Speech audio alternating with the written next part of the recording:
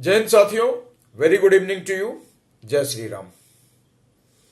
आज मैं बात करूंगा 2013 में हमारे नेवल की एक पनडुब्बी आईएनएस सिंधु, एक तटरक्षक पनडुब्बी हुआ करती थी।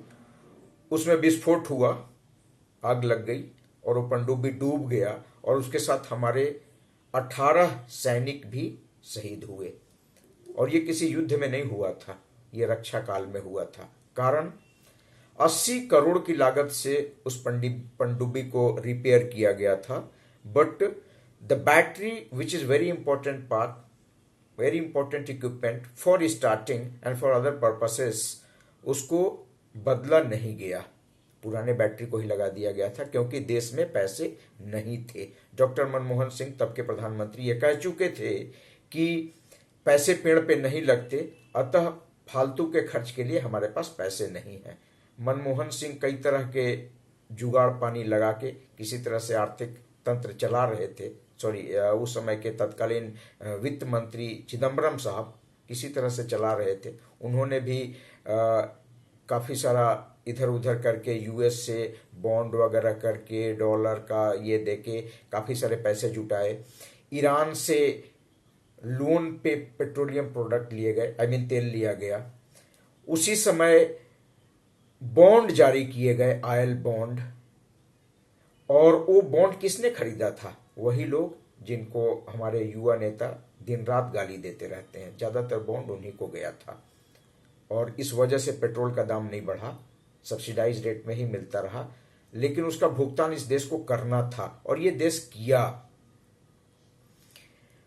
और लगभग 10,000 करोड़ का तो हर साल ब्याज देना पड़ता था, इतना सारा लोन हो गया था हमारे ऊपर।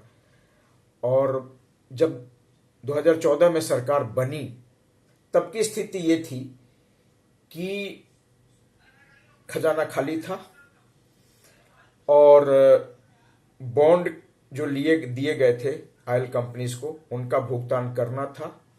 ईरान को उसके द्वारा दिए गए लोन पे ऑयल का पैसा भरना था। और ये बात हम किसी को बता भी नहीं सकते थे, देश की क्रेडिबिलिटी को बचाए रखने के लिए। अतः काफी सारे लोगों को ये पता भी नहीं चला। और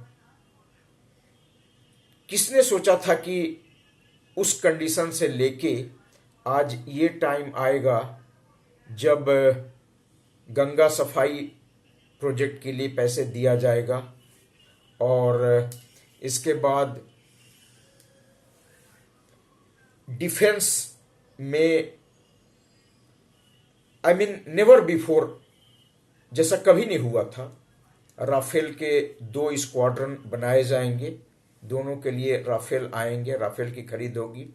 डिफेंस सिस्टम को मजबूत किया जाएगा, S-400 लगाया जाएगा, ड्रोन खरीदे जाएंगे और स्वदेशी डिफेंस सिस्टम भी HAL में बनेगा। वैसे कुबेर का कोई खजाना तो लगा नहीं था इस सरकार को, पर this is called financial management. North east में बोगी बिल ऐसा कुछ, मैं नाम भूल रहा हूँ, बोगी बिल का पुल हो या अंडरपासेस जो बने, जो जिला अंडरपास बना उस समय, लगभग 50 करोड़ लोगों को बीमा दिया गया। कोविड से ये देश गुजरा और किसान निधि के नाम पे लगभग 72,000 करोड़ रुपया सालाना लोगों को मिल रहा है। कई सारे प्रोजेक्ट, रोड बने, रोड तो दिखता है, बाकी सब चीज में ठीक है, कोई झूठ भी बोल के निकल जाए, पर सड़क तो दिखता है, उसमें तो कहीं निकलने की बात ही नहीं है। दिखेगा कि पहले कैसा था, अब कैसा है। पहले क्या गाड़ियों की स्पीड हुआ करती थी, अब कैसे गाड़ियों की स्पीड है। स्टेशंस को, रेलवे स्टेशंस को अपग्रेड किए गए। देखिए पहले क्या रेलवे स्टेशंस की हालत थी, अब क्या है। अलग से फ्रेट कॉरिडोर बनाने की व्यवस्था शुरू हो रही है। बहुत सारे शहरों में मेट्रो प्रोजेक्ट शुरू हुआ। इवन पटना में, जहाँ पे स्थिति मेट्रो चलाने लायक थी ही नहीं, ऐसा सभी सोच रहे थे, वहाँ भी मेट्रो प्रोजेक्ट आया। I think costing more than 20,000 crore. तो ये सब कैसे हुआ? पेड़ तो तब भी नहीं था, डॉक्टर मनमोहन सिंह के जमाने में भी नहीं था, और पेड़ अब भी नहीं है। तो हुआ क्या? हुआ ये कि चोरी बंद होता गया, खजाना भरता चला गया। रोड के लिए जब पैसे नहीं थे तो गडकरी साहब ने पीपीपी मोड पे शुरू किया।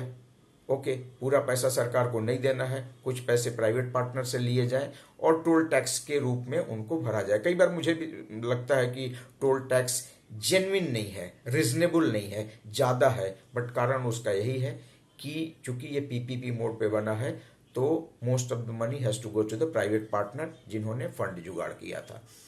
वित्तीय प्रबंधन जीएसटी में भी हुआ है। यस, दिस इज उस समय तो मुझे भी बड़ा बुरा लगा था कि 12 बजे रात में जब जीएसटी लगा तो लोगों ने ताली बजा के स्वागत किया और मुझे लगा कि ऐसा कैसे हो सकता है। कई लोगों ने ये कहा था कि ये तो ऐसा है जैसे एक बच्चे को एक चांटा मारो जोर से और बच्चा हंसने लगे जोर जोर से, अब मजा आ गया, मजा आ गया, मजा आ गया, एक चांटा मुझे लगा। देश के ऊपर चांटा लगा, जीएसटी लगा और सेलिब्रेट किया जा रहा है फुलझड़ी जला के। पर फ्रूट्स अभी मिल रहे हैं उसके। लगभग 18-20 लाख करोड़ जमा हो रहे हैं इस देश में, और जमा हो रहे हैं तो पहले भी मैंने बोला, चोरी बंद होती चली गई, खजाने भरते चले गए, काम होता चला जा रहा है। आज हमारा डिफेंस अपग्रेडेड न हुआ होता, S-400 हमारे पास न होता, स्वदेशी टेक्निक न होते, ड्रोन न होता, ब्रह्मोस न होता, तो पाकिस्तान इतनी जल्दी घुटनों पे ना आता। अतः ये जरूरी है कि चोरी रुके, और निचले स्तर पे तो चोरी कोई रोक नहीं सकता, कोई सरकार आए रोक नहीं सकता। न लेने वाले को प्रॉब्लम है न देने वाले को प्रॉब्लम है। ऐसी चोरी को कोई रोक सकता है क्या? कई बार बोलते हैं ब्लॉक में तो चोरी हो ही रहा है, निचले स्तर पे तो हो ही रहा है। वो होगा, क्यों नहीं होगा? जब देने वाले को प्रॉब्लम नहीं है, लेने वाले को प्रॉब्लम नहीं है, तो फिर पकड़ेगा कौन? इतनी बड़ी आबादी है, लेकिन बड़े स्तर पे जहां कोई डिफेंस डील ऐसा था ही नहीं जो बिना दलाली के होता हो इस देश में, हुआ राफेल डील हुआ। इसीलिए कई लोग विश्वास नहीं कर पा रहे थे उस पे। तो आखिरी में एक बार फिर मैं कहना चाहता हूं, कैरेक्टर से बड़ा धन और इस देश में कोई दूसरा नहीं है। आपके परिवार में कोई दूसरा नहीं है, आपके खुद के लिए कोई दूसरा नहीं है। हेल्थ एंड कैरेक्टर, अगर दो चीज आप बचा के रखे तो शांति से रात को सोएंगे, और यहां से दुनिया से रुखसत होते वक्त शान से रुखसत होंगे, बिना दिल पे कोई बोझ लिए हुए। धन्यवाद साथियों, जय हिंद, जय श्री राम।